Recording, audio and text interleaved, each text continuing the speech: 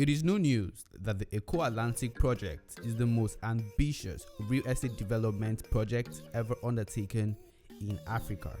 It is a city within a city built on more than 6.5 million square meters of land, reclaimed from the ocean along the coast of Victoria Island, Lagos, Nigeria.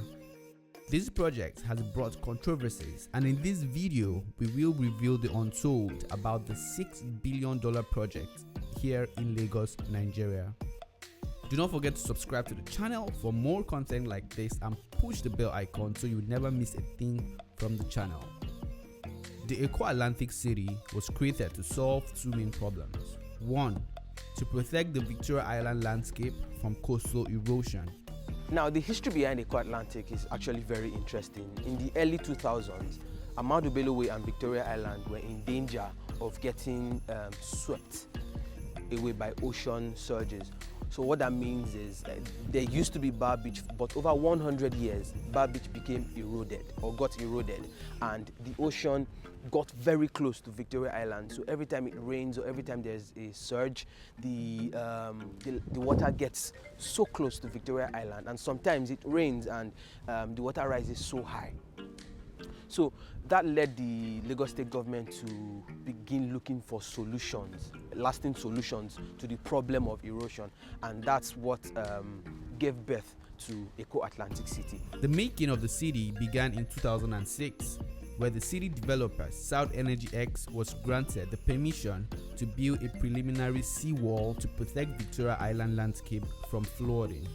The Shore Protector, now known as the Great Wall of Lagos, is an 8.5 kilometer long sea barrier which is the backbone and the barrier of Eko Atlantic and the protector of the low-lying Lagos from the relentless forces from the ocean. The first phase of the plan was to build what we call a shoreline protection. So that's where we are standing right now. The Great Wall of Lagos is the primary line of protection between Victoria Island and some parts of Lekki and the Atlantic Ocean.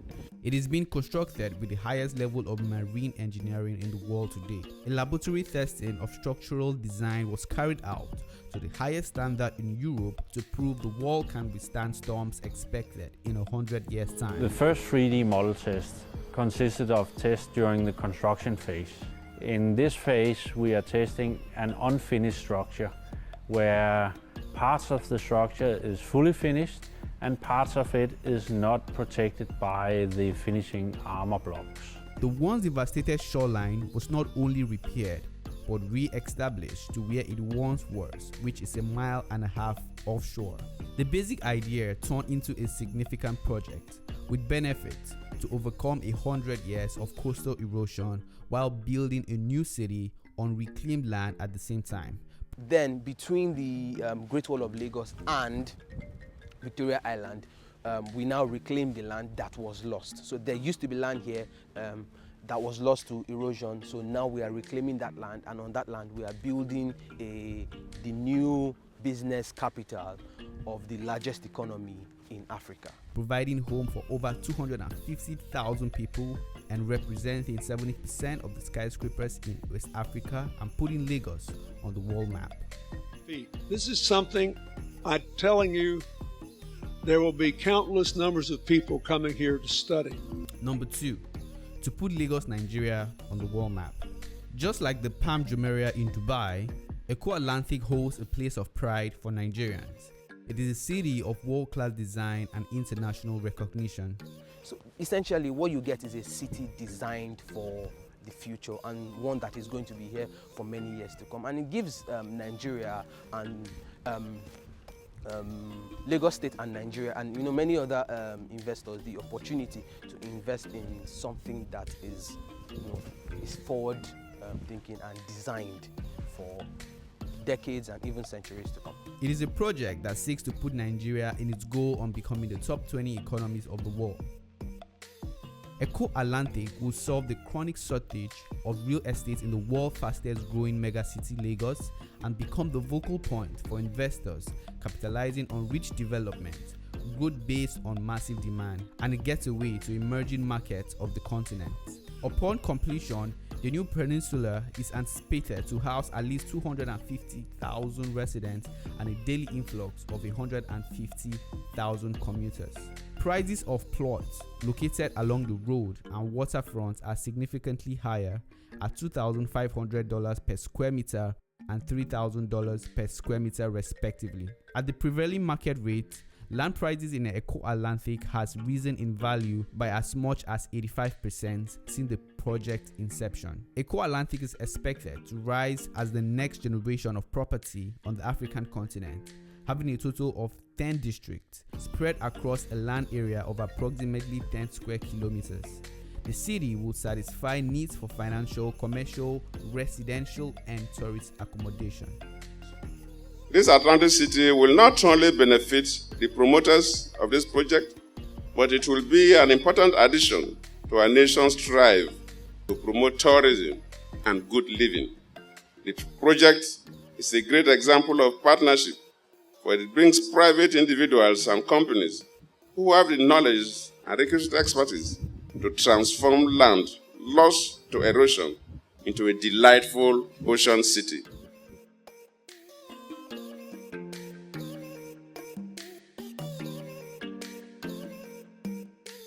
Five things people don't know about Eko Atlantic. Number one, Eko Atlantic is 100% privately funded. Yes, we work in collaboration with the government because it is Lagos State. You have to do that. You can't just do things how you want. You have to work with the government, but it is 100% privately funded. Number two, Eko Atlantic City is built with the future in mind. So what does that mean? People ask this question a lot. Why isn't the city moving faster? And I always tell them that great things take time. So for a city like this, you have to be very deliberate about how you build, about what you build, because you're not just building for today. You're building a city that is going to last for a very long time. So if you're doing that, then you have to be more deliberate with how you construct buildings and how you finance. Another thing people do not know is how much engineering has gone into the wall, into designing the wall that protects Eko Atlantic City and Victoria Island. So the Great Wall of Lagos, as we know it, at the base is at least 46 meters wide at the base, and it is at least 9 meters above sea level. And the wall was live tested at the Danish Hydraulic Institute in Copenhagen, Denmark. What that means is at that lab, we built a live model of the wall and did every simulation. So the wall was live tested to the worst possible storm in 100 years, the worst possible storm in 200 years, and even the worst possible storm in 1,000 years. And the wall was live tested at 7.5 meters.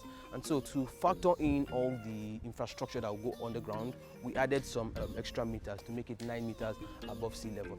And another thing is the wall is protected by what you call acropods. And each acropod weighs 5 tons.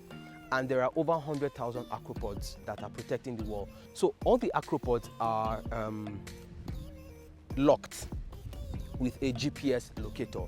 And all of them form the strength of one. So do the math, 5 tons times 100,000. So that is the strength of the wall that is protecting Eko Atlantic City from the ocean. And the wall, again, serves as a wave breaker. So the waves hit the wall and then they die down. You can see it happening behind me. The waves hit the wall and then they die down. So you're not transferring the impact further down the coast. A lot of people do not yet see the direct impact of a city like this on Nigeria.